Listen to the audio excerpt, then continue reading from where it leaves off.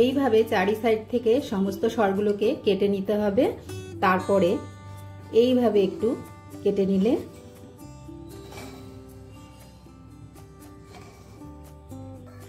30 minute জাল করার পরে দেখুন কতটা সর জমেছে কড়াইয়ে।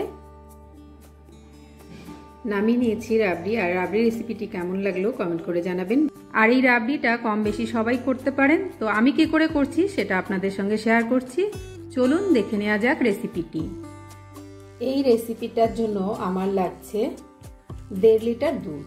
আর এই দুধটা আমি আগেও একটু জাল করে রেখেছিলাম।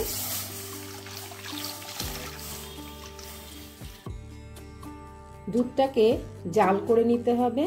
আর এই জাল করার সময় যদি দুধটা উতলে আসে তার জন্য গ্যাসের ফ্লেমটা একটু কমিয়ে দিতে হবে। আর দুধের ওপরে যে সরটা পড়বে এই সরটাকে এইভাবে কড়ার গায়ে লাগিয়ে দিতে হবে। এইভাবেই পুরো কড়ার গাতে লাগিয়ে রাখতে হবে সরগুলোকে। আর এর জন্য একটু বড় কড়াই হলেই ভালো হয়।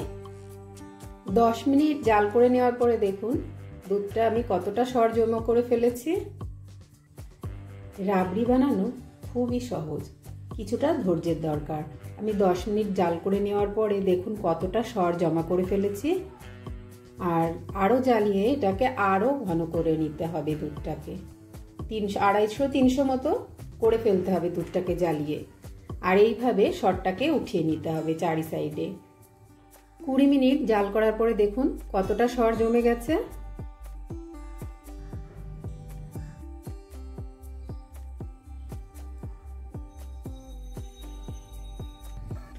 তিরিশ মিনিট জাল করার পরে দেখুন কতটা সর জমেছে কড়াইয়ে। এইভাবে জাল করার সময় একটু কষ্ট হয়, কিন্তু যখন রাবড়িটা মুখে পড়বে তখন সব কষ্টটাই ভুলে যাবে। এখানে আমি 1.5 কিলো দুধ নিয়েছিলাম, গরুর দুধ। সেটাকে জ্বালিয়ে আমি 200 মতো করে ফেলেছি। এবার আমি এখানে দিয়ে দেব 2 টেবিল চামচ চিনি।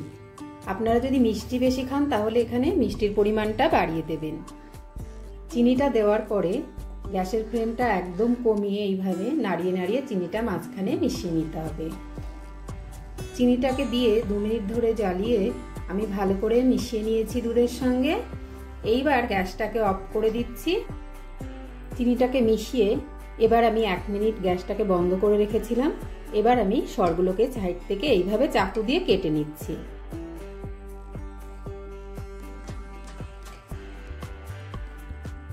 এইভাবে চারি সাইড থেকে সমস্ত সরগুলোকে কেটে নিতে হবে। তারপরে এইভাবে একটু কেটে নিলে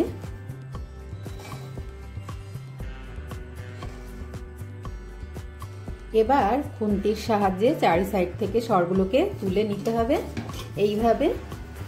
এইভাবে খুন্তির সাহায্যে চারি সাইড থেকে আমি সরগুলোকে মাঝখানে রেখে দিচ্ছি। তৈরি হয়ে গেছে আমার রাবড়িটা। এবার এটাকে নামিয়ে নেব।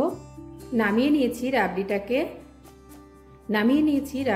এবার আমি একটি বাটির মধ্যে এটাকে পরিবেশনের জন্য ঢেলে নিচ্ছি। এই রকম রাবড়ির জন্য এই রেসিপিটা অবশ্যই দেখতে হবে।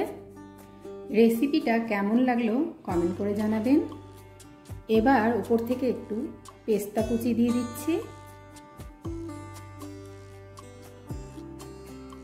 এই রাবড়ির উপরে আমি দিয়ে দিচ্ছি একটা চেরি। আর এটা দেখতে ভালো লাগবে বলেই আমি এটা দিয়েছি, আপনারা এটা নাও দিতে পারেন। রেসিপিটি কেমন লাগলো কমেন্ট করে জানাবেন। আজকের মতো এই পর্যন্ত। সবাই ভালো থাকবেন, সুস্থ থাকবেন।